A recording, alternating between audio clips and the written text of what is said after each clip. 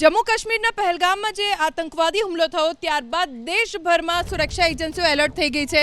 રાજ્યમાં પણ કાર્યવાહી કરવામાં આવી। રાજ્ય સરકારે અત્યાર સુધીનું સૌથી મોટું અભિયાન હાથ ધર્યું। ગુજરાતમાં વસવાટ કરનારા બાંગ્લાદેશીઓ વિરુદ્ધ એક જ રાતમાં અમદાવાદ પોલીસે 890 જ્યારે સુરત પોલીસે 134 ગેરકાયદે વસવાટ કરતા બાંગ્લાદેશીઓને ઝડપી પાડ્યા। સુરત પોલીસ કમિશનર કચેરીથી ગૃહ રાજ્યમંત્રી હર્ષ સંઘવીએ રાજ્યના તમામ જિલ્લા પોલીસ વડાઓ, range IG, law and order તેમજ આઈબીના ઉચ્ચ અધિકારીઓ સાથે વિડીયો કોન્ફરન્સ યોજીને અભિયાન સઘન બનાવવા અને બાંગ્લાદેશીઓની તમામ ગતિવિધિ અંગે તપાસ કરીને કડક કાર્યવાહીના નિર્દેશ આપ્યા। રાજ્ય પોલીસ વડા વિકાસ સહાયે અભિયાન વિશે કહ્યું કે બનાવટી દસ્તાવેજો બનાવનારા બંગાળના ગુનાહિત નેટવર્કની તપાસ ચાલુ છે।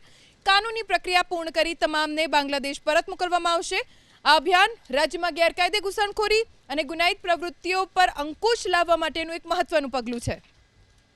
આગામી દિવસોમાં પણ ગુજરાત પોલીસ તીવ્ર ગતિથી આ કામગીરી ચાલુ રાખશે। અમદાવાદ પોલીસની કાર્યવાહીથી ઝડપાયેલા બાંગ્લાદેશીઓના પરિવારજનોએ પોલીસ સાથે પણ ઘર્ષણ કરવાનો પ્રયાસ કર્યો। જો કે પોલીસે તાત્કાલિક કાર્યવાહી કરીને મામલો થાળે પાડ્યો હતો।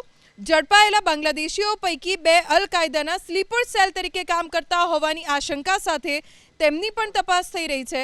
આ તરફ ગૃહ રાજ્યમંત્રી હર્ષ સંઘવીએ 2 દિવસમાં સ્વૈચ્છિક રીતે પોલીસ સ્ટેશનમાં સરેન્ડર થવા ચેતવણી આપી। તો ગેરકાયદે ઘૂસણખોરોને આશરો આપનારાઓ વિરુદ્ધ કડક કાર્યવાહીના નિર્દેશ આપવામાં આવ્યા છે।